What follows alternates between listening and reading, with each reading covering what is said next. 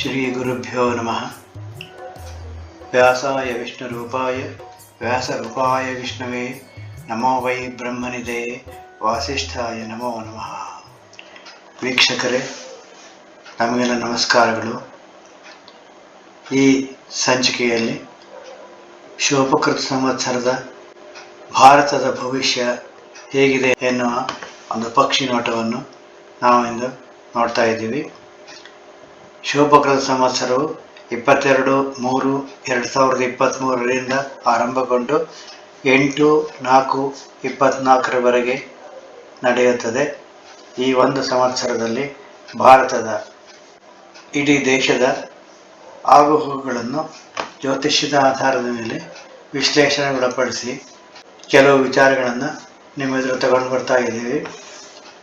ನಮಗೆಲ್ಲರಿಗೂ ಗೊತ್ತಿರುವ ಹಾಗೆ ಭಾರತವು ಸ್ವಾತಂತ್ರ್ಯವನ್ನು ಗಳಿಸಿದ್ದು 1947 ಆಗಸ್ಟ್ 15 ಮಧ್ಯರಾತ್ರಿಯಲ್ಲಿ.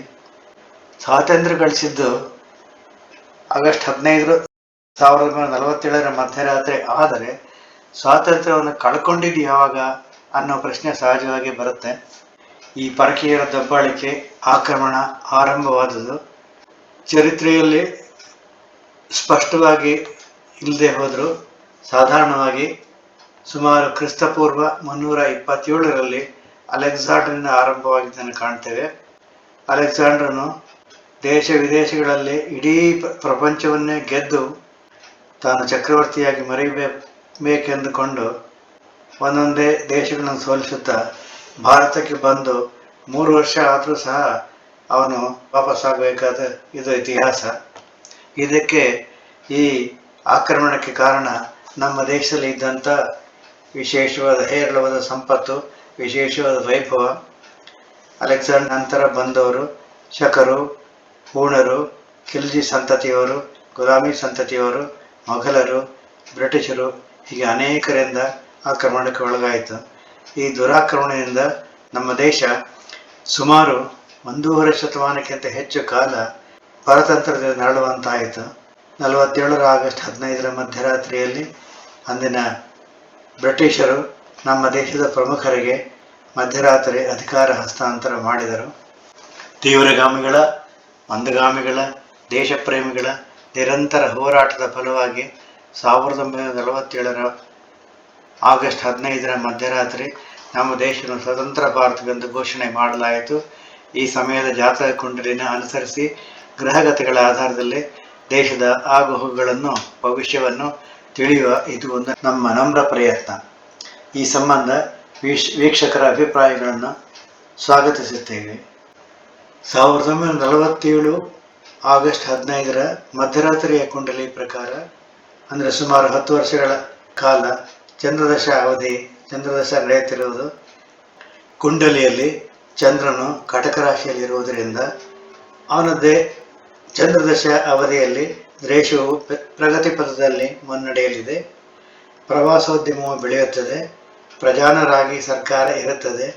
ಜನರು ಹೊಸ ಹೊಸ ವಿಚಾರಗಳಿಗೆ ಸ್ಪಂದಿಸುತ್ತಾರೆ, ತೆರೆದುಕೊಳ್ಳುತ್ತಾರೆ.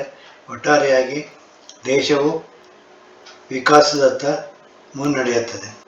15/11/2022 16/6/2023 ಈ ಸಂದರ್ಭದಲ್ಲಿ ಚಂದ್ರದಶೆಯಲ್ಲಿ ಕೇತು ಉಕ್ತಿ ನಡೆಯಲಿದ್ದು, ಕೇತುವು ವೃಶ್ಚಿಕ ರಾಶಿಯಲ್ಲಿ ಇರುವ ಪ್ರಯುಕ್ತ, ಚಂದ್ರನು ಕಟಕ ರಾಶಿಯಲ್ಲಿ ಇರುವ ಪ್ರಯುಕ್ತ ಅದರ ಫಲಗಳು ಸಮಾಜದ ಕೆಳವರ್ಗದ ಜನರ ಕಲ್ಯಾಣಕ್ಕೆ ಪ್ರಾಧಾನ್ಯತೆ ಬರುವುದು, ವಿಶೇಷವಾಗಿ ಮನ್ನಣೆಗೊಳಪಡ್ತಾರೆ.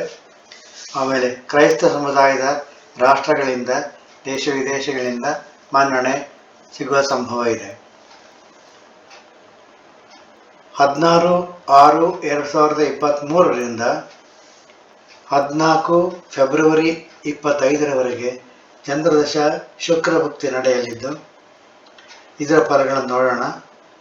ಚಂದ್ರನು ಕಟಕ ರಾಶಿಯಲ್ಲಿ ಹಾಗೂ ಶುಕ್ರನು ಸಹ ಕಟಕ ರಾಶಿಯಲ್ಲೇ ಇರುವ ಪ್ರಯುಕ್ತ ಮಂತ್ರಿಮಂಡಲದಲ್ಲಿ ಭಾರೀ ಬದಲಾವಣೆಗಳು, ವಿದೇಶಿ ವ್ಯವಹಾರಗಳಲ್ಲಿ ಇನ್ನಷ್ಟು ಉತ್ತಮ ಸುಧಾರಣೆ, ಹೊಸ ಹೊಸ ಕರಾರುಗಳು, ಒಪ್ಪಂದಗಳು ಜಾರಿಗೆ ಬರುತ್ತವೆ.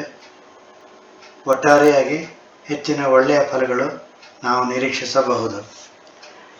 6/4/23 21/4/23 ವಿವಿಧ ಬೃಹತ್ ಕಾಮಗಾರಿಗಳ ಉದ್ಘಾಟನೆ, ಜನಪರ ಯೋಜನೆಗಳ ಆರಂಭ ಇತ್ಯಾದಿ ಶುಭ ಫಲಗಳನ್ನು ನಿರೀಕ್ಷಿಸಬಹುದು. ಅದೇ ರೀತಿ 7 ಮೇ 2023 ಹಾಗೂ 21 ಮೇ 2023 ಈ ಸಮಯದಲ್ಲಿ ವಿರೋಧ ಪಕ್ಷಗಳ ಚಟುವಟಿಕೆ ಜಾಸ್ತಿಯಾಗುವುದು, ಪಕ್ಷಗಳ ನಡುವೆ ಇರುವ ಭಿನ್ನಾಭಿಪ್ರಾಯ ಹೆಚ್ಚಬಹುದು. ಆದರೂ ಆಳುವ ಪಕ್ಷ ಪರಿಸ್ಥಿತಿಯನ್ನು ಸಮರ್ಥವಾಗಿ ನಿಭಾಯಿಸುವುದು ಇದು ಆಳುವ ಪಕ್ಷಕ್ಕಿರುವ ಸವಾಲು. ಜೂನ್ 6ನೇ ತಾರೀಕು ಮತ್ತು ಜೂನ್ 19ನೇ ತಾರೀಕು ಈ ದಿನಗಳಲ್ಲಿ ವೈದ್ಯಕೀಯ ಕ್ಷೇತ್ರಕ್ಕೆ ಅನುದಾನ ಬಿಡುಗಡೆ, ಶತ್ರು ಪರಾಜಯ ಇತ್ಯಾದಿ ಶುಭ ಫಲಗಳನ್ನು ನಿರೀಕ್ಷಿಸಬಹುದು.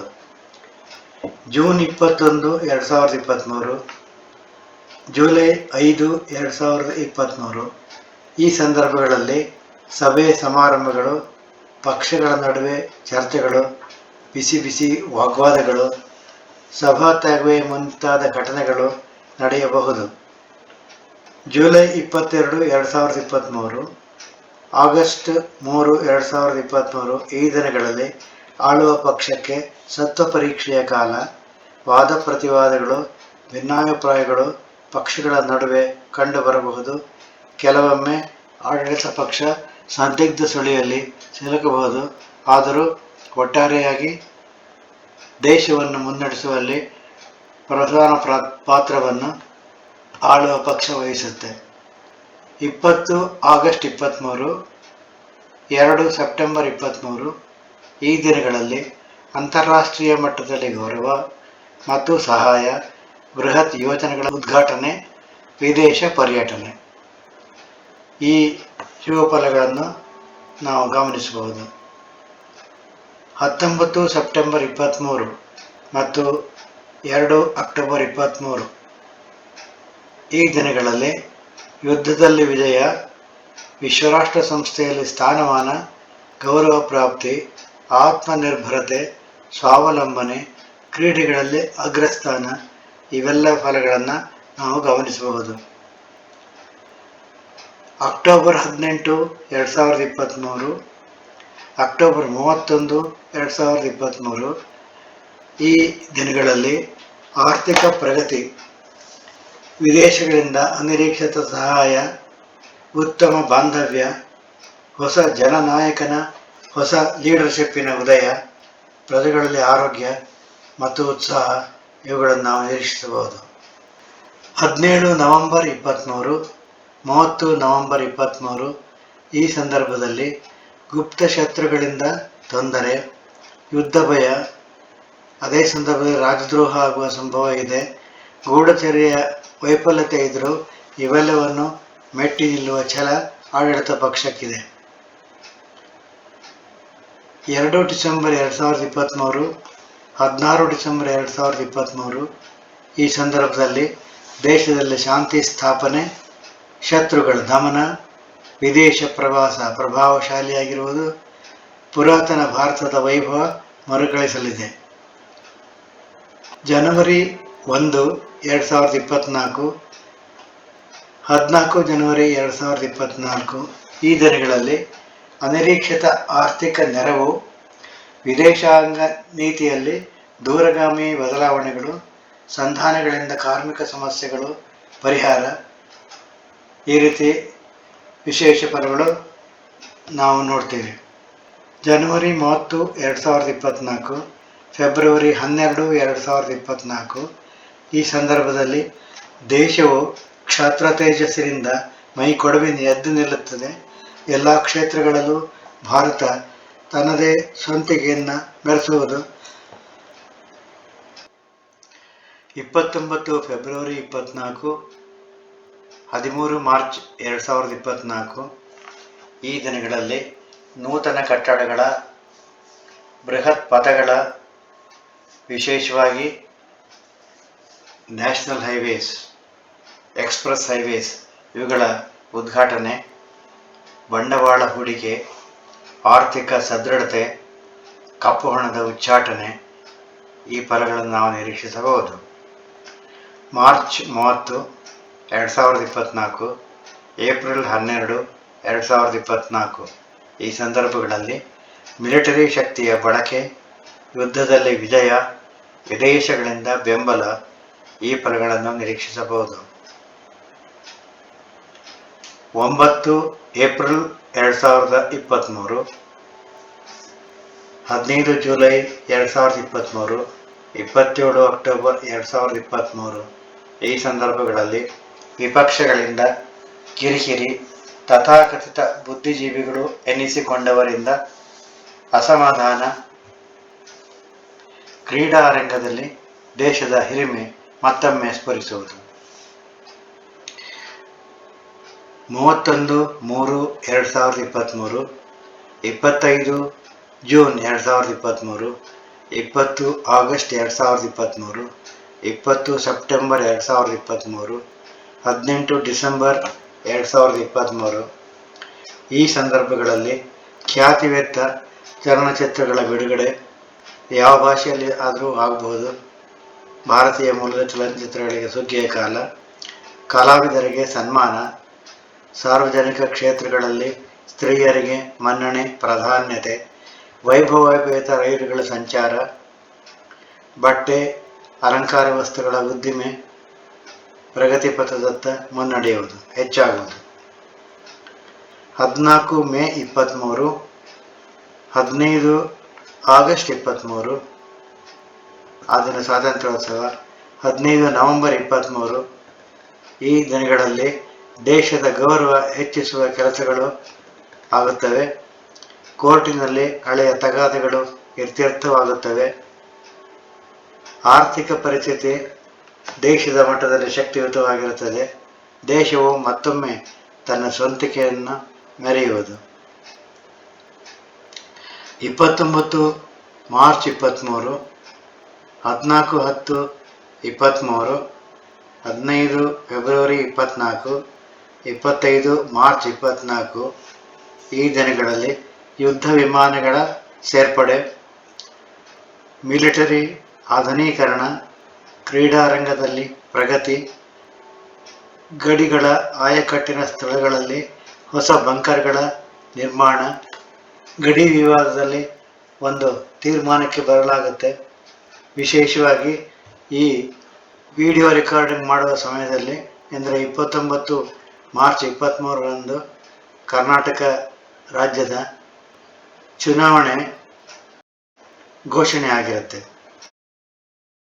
ಮೇ 10ಕ್ಕೆ ಚುನಾವಣೆ, 13ಕ್ಕೆ ಫಲಿತಾಂಶ ಎನ್ನುವ ರೀತಿ ಘೋಷಣೆ ಆಗಿರುತ್ತೆ. 10 ನವೆಂಬರ್ 2023 ನೆರೆ ದೇಶಗಳ ಗಡಿ ತಕರಾರು ನಿರ್ವಹಣೆ, ಆಹಾರ ವಸ್ತುಗಳ, ಶೃಂಗಾರ ಸಾಮಗ್ರಿಗಳ ಬೆಲೆ ಗಗನಕ್ಕೇರುವುದು,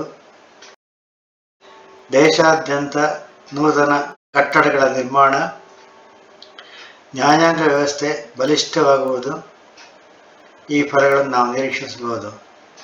22 7 23, 4 ಆಗಸ್ಟ್ 23 ಈ ದಿನಗಳಲ್ಲಿ ಸರ್ಕಾರಕ್ಕೆ ತುಂಬ ಇಕ್ಕಟ್ಟಿನ ಪರಿಸ್ಥಿತಿ ಬರಬಹುದು. ದೇಶ ವಿರೋಧಿ ಚಟುವಟಿಕೆಗಳಿಂದ ತೊಂದರೆ ಉಂಟಾಗಬಹುದು. 7 ಏಪ್ರಿಲ್ 2024 ಇದು ದೇಶದ ಸತ್ವ ಪರೀಕ್ಷೆಯ ಸಮಯ. ಹಳೆಯ ಸಮಸ್ಯೆಗಳು, ದೇಶದ ಸಮಸ್ಯೆಗಳು ಹೊಸ ರೂಪ ಧರಿಸಿ ಕುಣಿದಾಡುತ್ತವೆ. ಅಂತಿಮವಾಗಿ ಭಾರತಕ್ಕೆ ಜಯ. ಎಲ್ಲರಿಗೂ ಶುಭವಾಗಲಿ. ಜೈ ಗುರುದೇವ್.